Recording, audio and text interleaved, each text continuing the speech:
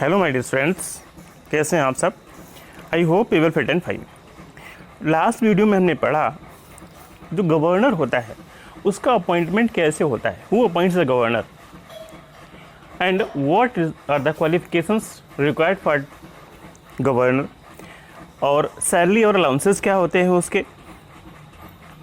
उसके बाद हमने उसके फंक्शंस और पावर्स के बारे में पढ़ा। ठीक है, तो दो पावर्स हमने पढ़ ली थी। जो एग्जीक्यूटिव पावर्स होती है कार्यपालिका की शक्ति, उसके बारे में। कार्यपालिका में जो गवर्नर होता है उसकी जो पावर होती है उसको या तो वो खुद यूज़ करता है या अपने जो सहयोगी उसके अधिकारी होते हैं, पदाधिकारी होते हैं, उनकी सहायता से यूज़ करता है। ठीक है, चीफ मिनिस्टर को अपॉइंटमेंट करता है और चीफ मिनिस्टर की एडवाइस पे जो उनका कैबिनेट होता है, मंत्रिमंडल होता है, उनको भी अपॉइंट करता है। दूसरी पावर हमने पढ़ी लेजिस्लेटिव पावर। ठीक है, तो जो जनरल इलेक्शन होते हैं, जनरल इलेक्शन के बाद जो पहली सिटिंग होती है विधानसभा की, उसका संबोधन कौन करता है? राज्यपाल करता है, गवर्नर करता है। ठीक है, इसके अलावा जिस समय लेजिस्लेशन सेशन में ना हो, सत्र न चल रहा हो, उस समय गवर्नर एक विशेष पावर यूज करता है जिसको हम ऑर्डिनेंस कहते हैं, अध्यादेश कहते हैं। जस्ट लाइक प्रेसिडेंट, जैसे प्रेसिडेंट अगर लोकसभा का सत्र न चल रहा हो, लोकसभा सेशन में ना हो, तो उस पावर को यूज करता है। Today we are going to some next power and functions of the governor. Next is financial power. The governor hold some financial power too. Governor के पास कुछ वित्तीय पावर भी है। The money bill can not be brought in the state legislative assembly.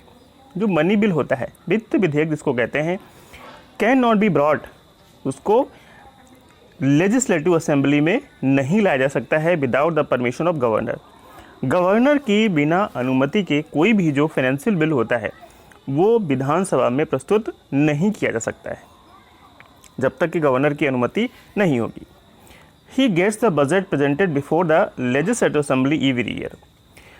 और वो प्रत्येक साल जो बजट प्रस्तुत करता है, ठीक है, विधानसभा में, उस बजट को पहले गवर्नर जो होते हैं वो देखते हैं, प्रेजेंट करते हैं उसको। उस बजट को पहले गवर्नर के पास प्रेजेंट किया जाता है, उसके बाद असेंबली में। And no demand for grants can be made without the permission.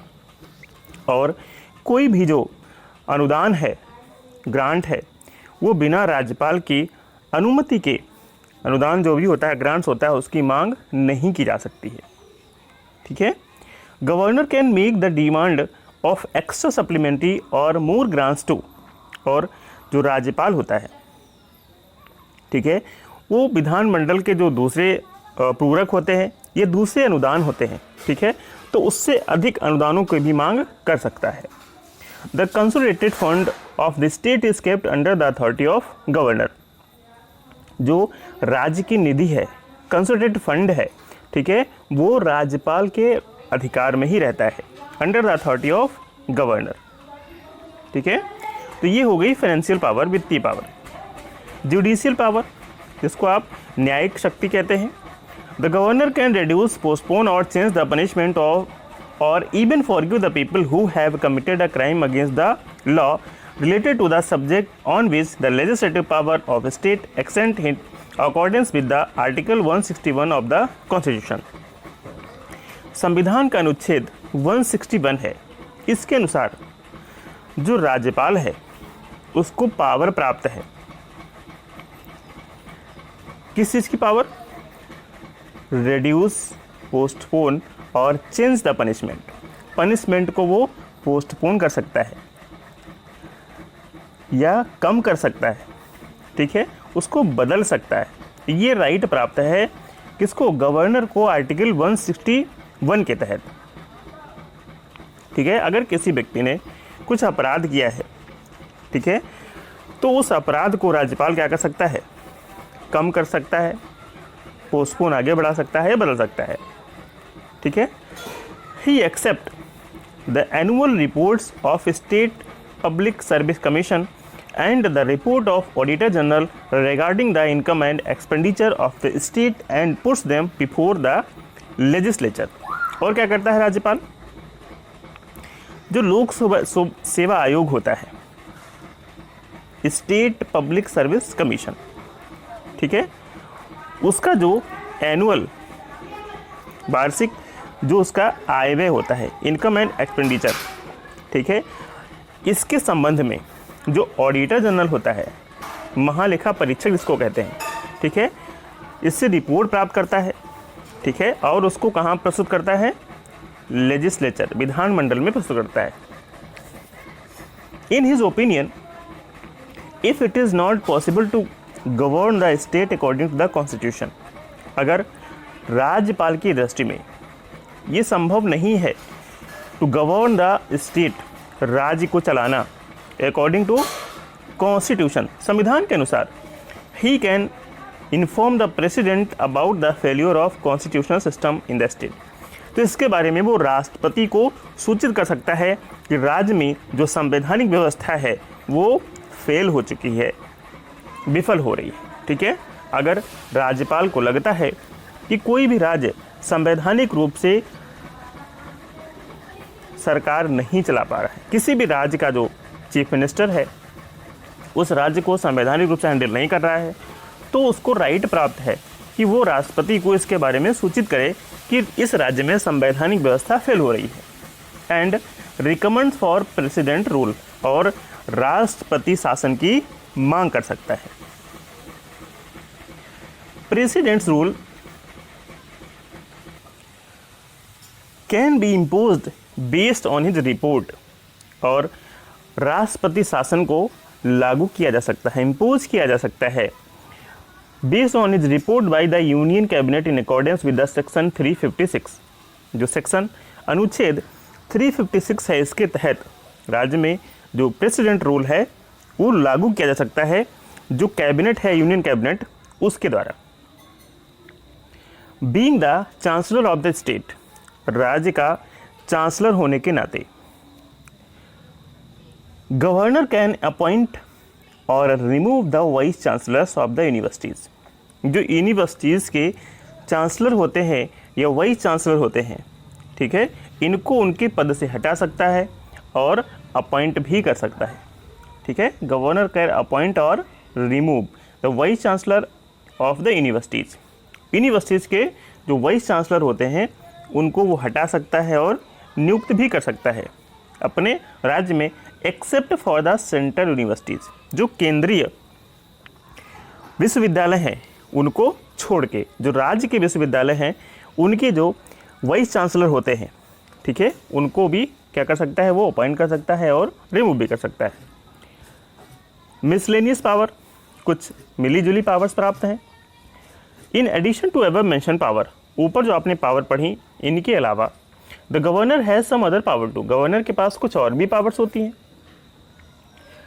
Position of the governor, governor की पोजीशन क्या होती है, स्थिति क्या होती है? According to section 163, leaving those matters where it is accepted by the constitution, संविधान का अनुच्छेद है 163, इसका फर्स्ट सेक्शन, फर्स्ट पार्ट। इसके तहत ऐसी बातें जिनको those matters where it is accepted by the constitution, ऐसी बातें, ऐसे मैटर्स जो संविधान द्वारा और the governor under the constitution that he should perform his duties using the discussion, ठीक है, ये संविधान द्वारा जो गवर्नर को कुछ राज्यपाल को पावर्स प्राप्त हैं, ठीक है, उनको डिस्कशन पावर का यूज करके वो यूज करता है। According to constitution there would be a council of ministers to assist the governor to advise and help in discharging duties, और गवर्नर को असिस्ट करने के लिए, उनकी सहायता करने के लिए क्या होगा? एक मंत्रिपरिषद होगा, काउंसिल ऑफ मिनिस्टर्स होगा, असिस्ट द गवर्नर, गवर्नर की सहायता के लिए और उनको सलाह देने के लिए, ठीक है, उनकी ड्यूटी को पूरा करने के लिए। Which will be headed by the chief minister, और इनका जो मुख्य नेता है, हेड है, वो कौन होगा? मुख्यमंत्री होगा। जो मंत्रिमंडल होगा, काउंसिल ऑफ मिनिस्टर होगा, इनका जो हेड है, प्रधान है, वो चीफ मिनिस्टर होगा, और ये लोग गवर्नर को हेल्प करेंगे उनके कार्य को करने में।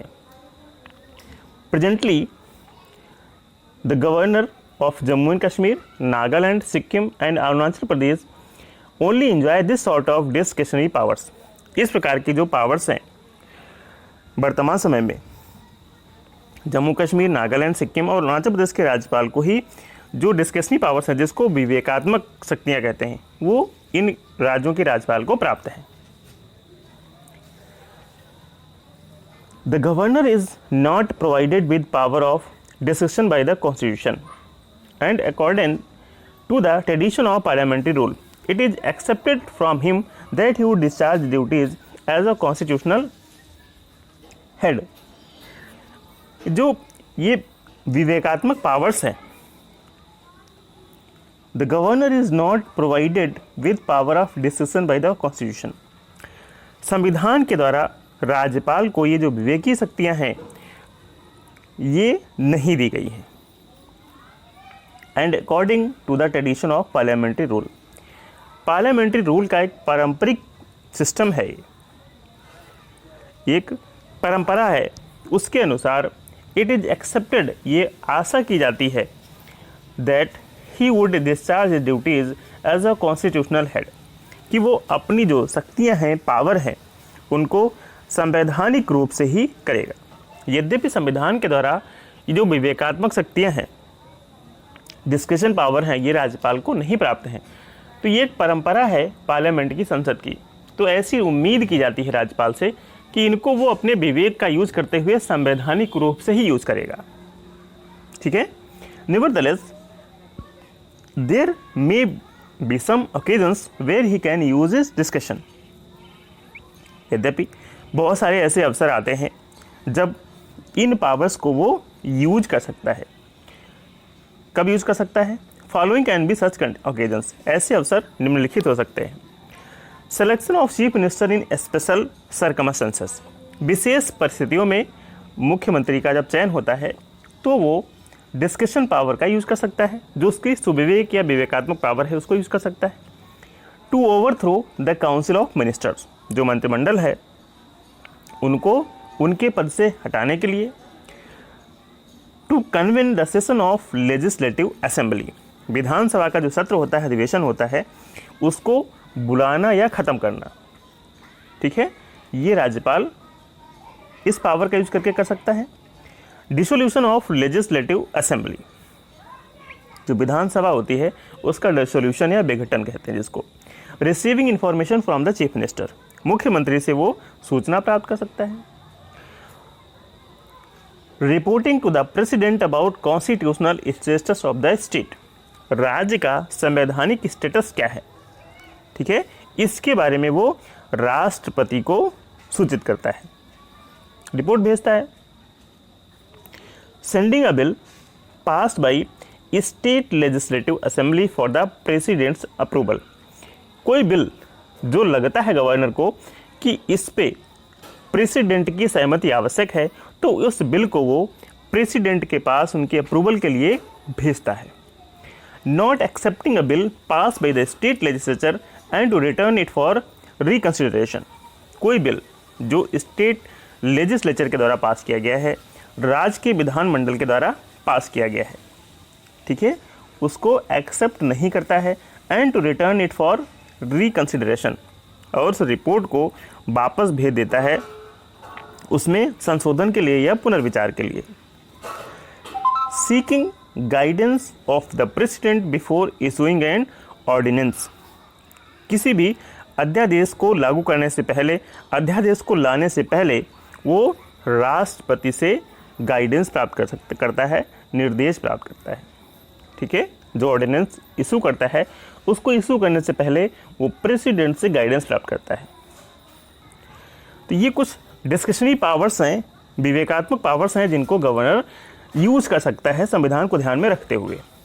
It is very clear from all the facts mentioned above that although governor may not be called as the real head of the executive of the state, it is very clear, ये स्पष्ट हो जाता है from all the facts mention above, जो भी facts बताए गए हैं 9 पॉइंट्स, यद्यपि although governor may not be called as the real head of the executive of state, यद्यपि गवर्नर को वास्तविक हेड नहीं कहा जाता है, किसी राज्य का कार्यपालिका का वास्तविक मुखिया नहीं कहा जाता है, लेकिन along with it he is not the nominal chairperson only, इसके साथ साथ वो सिर्फ चेयरपर्सन ही नहीं है, but he is an officer who can play a significant role in the governance of state. वो एक ऐसा अधिकारी है, वो नाम मात्र का अध्यक्ष नहीं है, एक ऐसा अधिकारी है, ऐसा ऑफिसर है जो राज्य के शासन में, स्टेट के गवर्नेंस में इम्पोर्टेंट रोल प्ले कर सकता है। ठीक है, तो ये हमने पढ़ ली गवर्नर की पावर्स, उसका appointment, salary allowances, discretionary powers. तो ये हमने पढ़ा जो राज्यपाल होता है वो कॉन्स्टिट्यूशनल हेड होता है, संवैधानिक हेड होता है। अब हम पढ़ेंगे real executive of the council of minister. जो वास्तविक ताकत होती है, वास्तविक कार्यपालिका जो होती है वो होती है काउंसिल ऑफ मिनिस्टर, मंत्रिपरिषद जिसको कहते हैं। Parliamentary rule has also been set up in the state by the constitution. संविधान के द्वारा राज्यों में भी जो पार्लियामेंट्री सिस्टम है, संस्थात्मक व्यवस्था है, वो लागू की गई है, स्थापित की गई है संविधान के द्वारा। And in the parliamentary system, और इस पार्लियामेंट्री सिस्टम में the real executive power of the state lies in the council of minister. जो वास्तविक कार्यपालिका की पावर है वो किसके पास होती है? काउंसिल ऑफ मिनिस्टर्स के पास, मंत्रिपरिषद के पास। Which is accountable to the legislative assembly, जो किसके प्रति उत्तरदायी होती है? विधानसभा के प्रति उत्तरदायी होती है। Formation of council of minister in A state. राज्य में जो मंत्रिपरिषद होता है, काउंसिल ऑफ मिनिस्टर्स होता है, उसका गठन, फॉर्मेशन। सबसे पहले आता है appointment of the chief minister, मुख्यमंत्री की नियुक्ति। The appointment of chief minister is the first step toward the formation of council of minister of a state.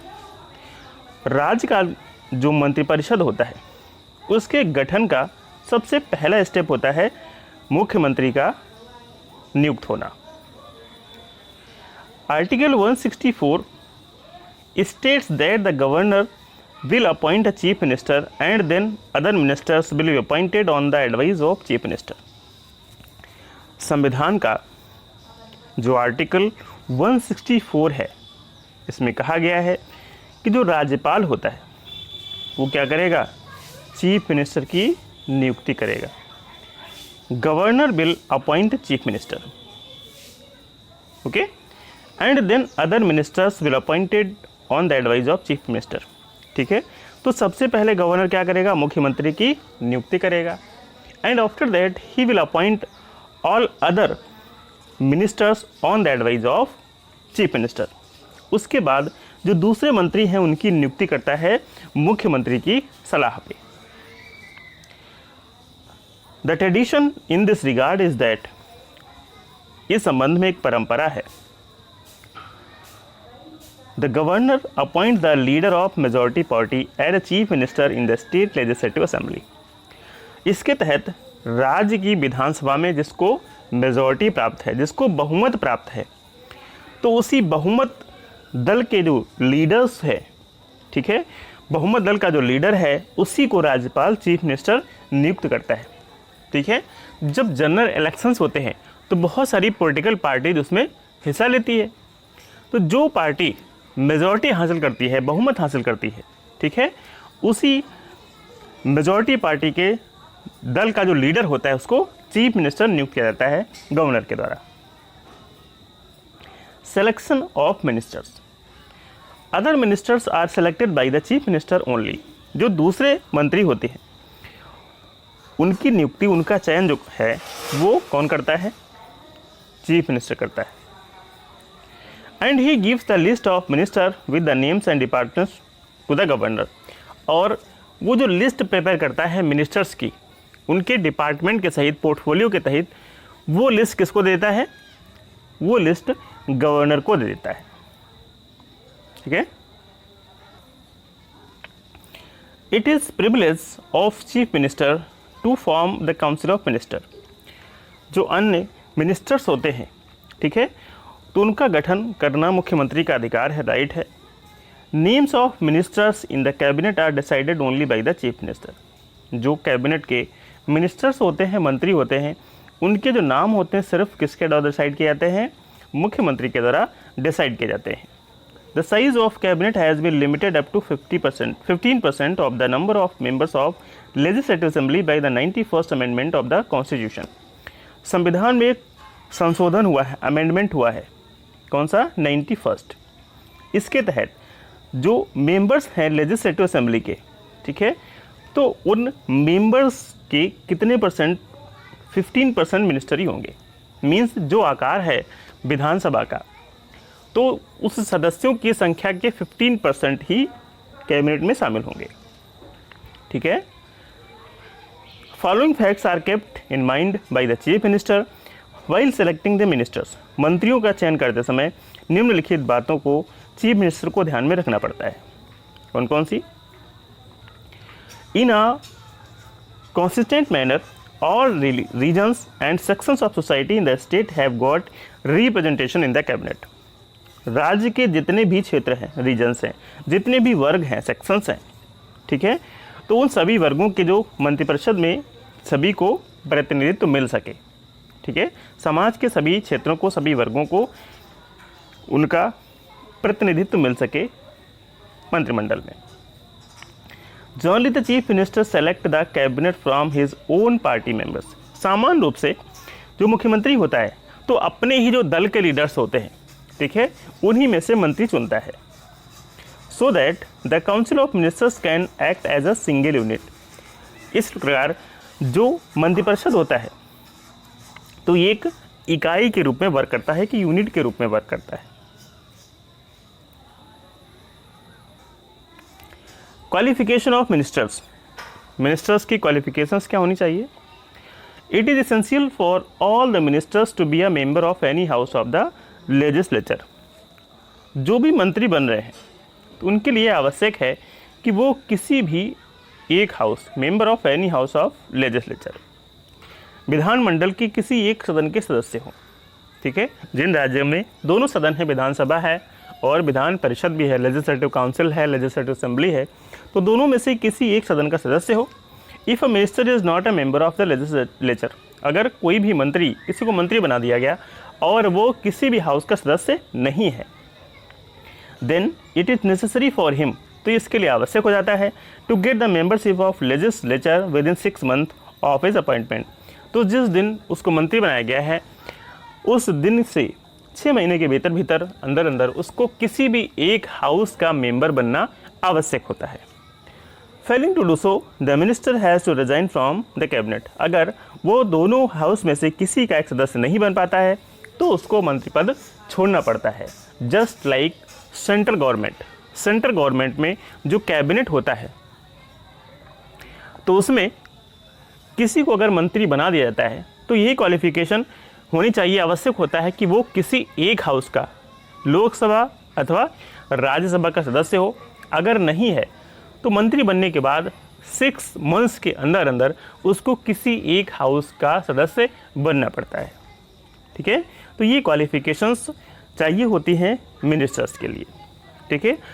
आगे हम और पढ़ेंगे इनके बारे में, इनके क्या वर्क हैं, क्या फंक्शंस हैं, ओके।